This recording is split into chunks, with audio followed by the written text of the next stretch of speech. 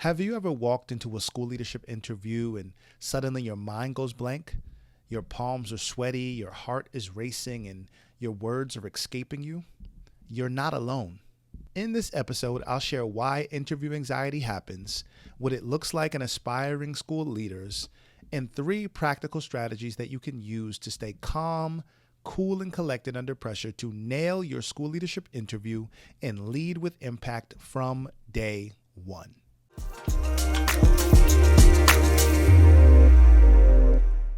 What's going on, aspiring school leader? I am Dr. Donovan Smalls II, educator, best-selling author, school leadership coach, and I help aspiring school leaders confidently land their first leadership role and lead with impact from day one.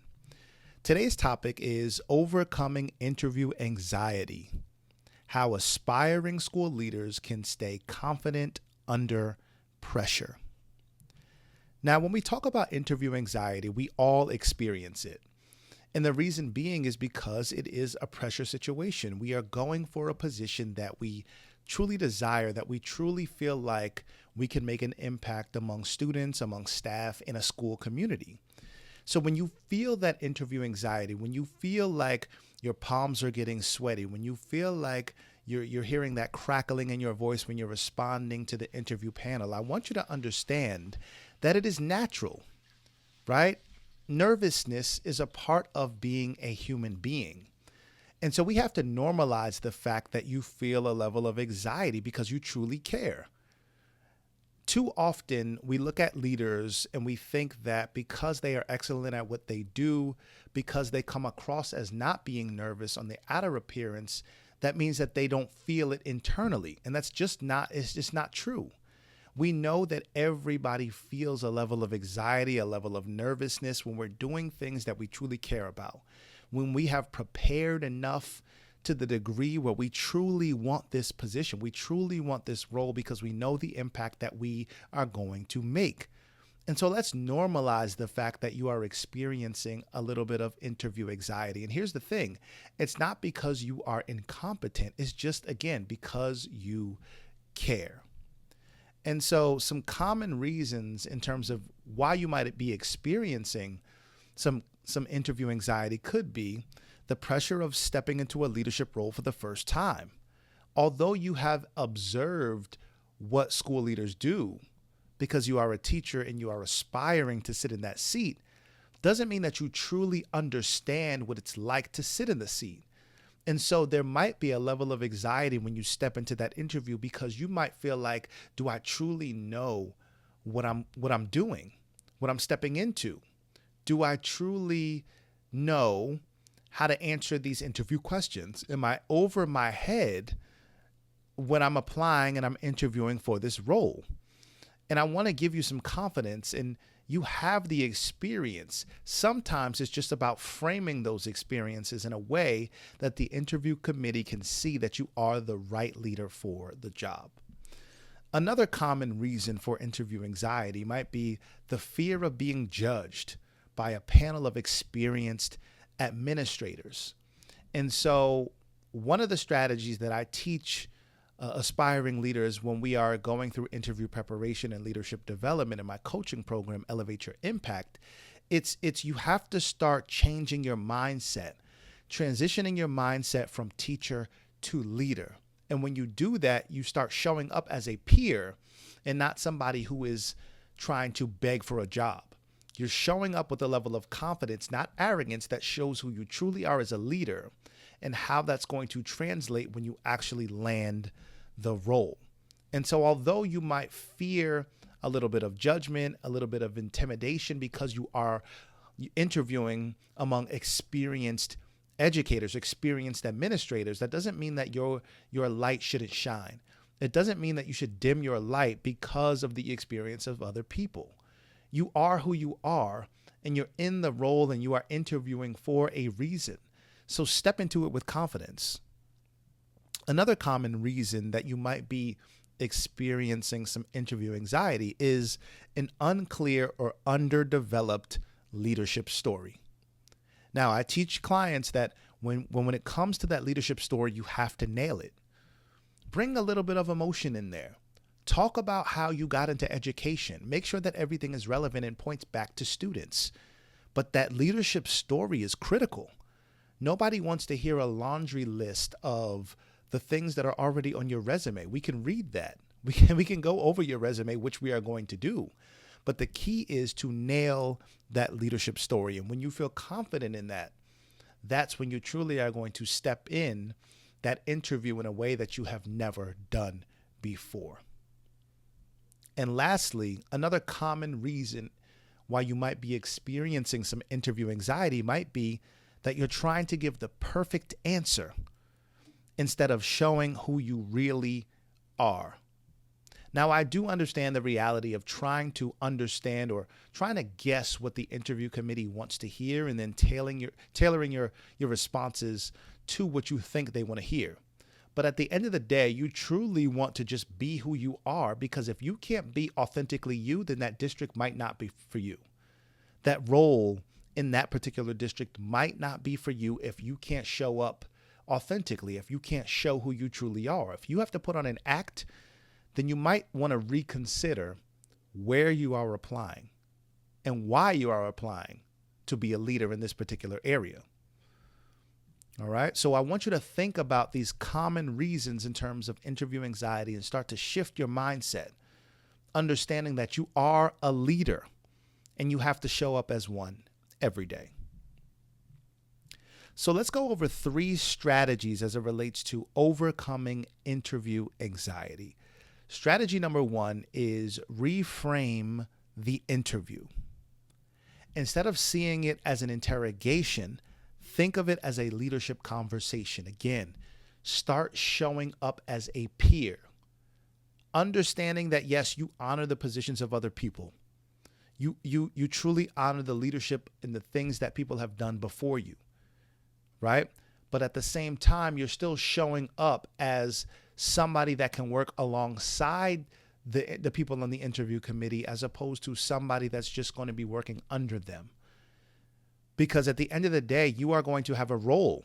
When you step into that first leadership role, whether it's assistant principal, supervisor, whatever the case is in your particular district, you are going to have to show up in a way that shows that you can hold your own, because nobody is going to hold your hand. That is one thing that I learned immediately when I stepped into school leadership, right? My first year as a school leader, 4 years ago, stepping into leadership, understanding that my principal did an amazing job laying out our roles and responsibilities.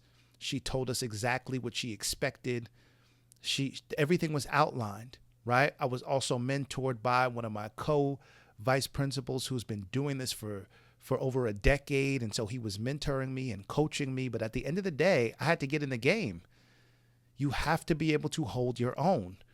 And so showing up as a peer, as a leader, is key in that interview, because that's ultimately what the panel wants to see.